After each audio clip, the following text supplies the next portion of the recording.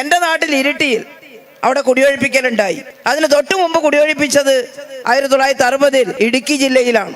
ഇടുക്കി ജില്ലയിൽ അമരാവതിയിൽ ഈ കുടിയൊഴിപ്പിച്ച കുന്നിലൊക്കെ പാർത്ത് അവിടെ ചേമ്പും ചേനയും ഒക്കെ കൃഷി ചെയ്ത് കഷ്ടപ്പെട്ട് ജീവിക്കുന്ന മനുഷ്യർ, കൊച്ചു കുടിലുകൾ കെട്ടി താമസിക്കുന്ന ആ മനുഷ്യരെ ഏതോ തോട്ടം മുതലാളിക്ക് വേണ്ടി അവിടുന്ന് അടിച്ചിറക്കി താഴേക്ക് കൊണ്ടുവന്ന് പെരുമഴയത്ത് തള്ളിയപ്പോൾ അവരവിടുന്ന് മരിച്ചു പോകുന്നു.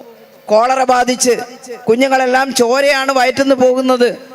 AKG സുഖമില്ലാതിരിക്കുക. പക്ഷെ വിവരം അറിഞ്ഞ ഉടനെ AKG അവിടെ ഓടിയെത്തി. അവിടെ ഒരു ബെഞ്ചിൽ പലകയിൽ കിടന്ന് ഞാൻ മരിച്ചു പോയാലേ, എന്നെ കൊന്നാലേ ഇവിടുന്ന് ഈ മനുഷ്യരെ നിരുപാധികം കുടിയൊഴിപ്പിക്കാൻ സാധിക്കുമെന്ന് പറഞ്ഞു. ഇവർക്ക് ആനുകൂല്യങ്ങൾ, ഇവർക്ക് ഭൂമിയും അവർക്ക് താമസിക്കാനൊരു കൂര വെക്കാൻ, അന്ന് വീടെടുക്കാനൊന്നും പറയാറായിട്ടില്ല നമ്മൾ. അങ്ങനെ അതിற்கு പ്രതിഫലം കൊടുത്താൽ മാത്രമേ ഒഴിപ്പിക്കാൻ പറ്റുള്ളൂ എന്ന് പറഞ്ഞ് അവിടെ കിടന്നു. ആദ്യം അനങ്ങിയില്ല. ചത്തുപോകട്ടെ എന്നാണ് കോൺഗ്രസ്സുകാരെന്ന് പറഞ്ഞത്. ഇവിടുത്തെ കോൺഗ്രസ്സുകാർ ഇത്ര മോശമാണെന്നോ? അന്നും ഇന്നും കോൺഗ്രസിന്റെ സ്വഭാവം നമ്മൾ ഇന്ന് പ്രതിപക്ഷ നേതാവെല്ലാം പറയുന്ന ചില കാര്യങ്ങൾ കേൾക്കുമ്പോൾ അയ്യേ എന്ന് പറയാറുണ്ട്. ഇത് പണ്ടേ പറയുന്നതാണ്. പക്ഷെ ഡൽഹിയിൽ നിന്ന് വിളി വന്നു. വിളിച്ചിട്ട് AK ഗോപാലിനെ വിളിച്ച് സംസാരിക്കണം. അദ്ദേഹം മരിച്ചു പോയാൽ ഇന്ത്യയിലാകെ അതൊരു വലിയ അലയൊലിയാകും. അതുകൊണ്ട് അദ്ദേഹത്തെ വിളിച്ച് സംസാരിച്ചിട്ട് പ്രശ്നം തീർക്കണമെന്ന് പറഞ്ഞപ്പോഴാണ് മനസ്സോടെ വിളിച്ച് സംസാരിച്ചത്. ആ പ്രശ്നം അവിടെ പരിഹരിക്കാൻ സാധിച്ചു. അപ്പോഴേക്കും കൊട്ടിയൂരുള്ള മഹാഭൂരിപക്ഷം കുടിയേറ്റക്കാരും വിമോചന സമരത്തിന് പോയവരാ. പക്ഷെ അവിടെ കുടിയൊഴിപ്പിക്കാൻ തുടങ്ങിയപ്പോ അവിടുത്തെ പള്ളിയിലെ വികാരി അച്ഛൻ പറഞ്ഞു, ആരെങ്കിലും ഒന്ന് പോയി മനുഷ്യസ്നേഹിയായ AK ഗോപാലിനെ ഒന്ന് വിളിച്ചു കൊണ്ടുവരുമോ? AK ഗോപാലൻ വന്നാൽ കുടിയൊഴിപ്പിക്കൽ നിർത്തിവെക്കും.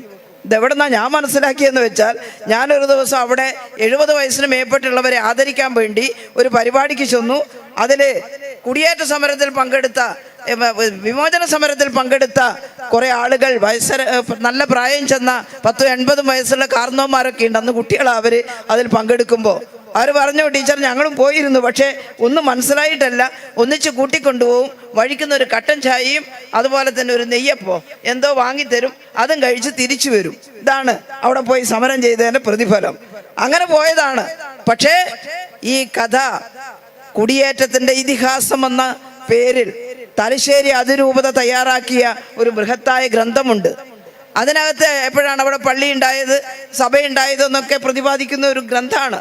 അതിനകത്ത് വളരെ വ്യക്തമായിട്ട് തലശ്ശേരി അതിരൂപതയുടെ ആദ്യത്തെ ബിഷപ്പ് സെബാസ്റ്റ്യൻ വെള്ളോപ്പള്ളി തിരുമേനി എഴുതിയിരിക്കുന്ന ഒരു ലേഖനമുണ്ട്. ആ ലേഖനത്തിലാണ് ആരെങ്കിലും AK ഗോപാലിനെ വിളിച്ചു കൊണ്ടുവരുമോ എന്ന് സൂചിപ്പിച്ചിട്ടുള്ളത്.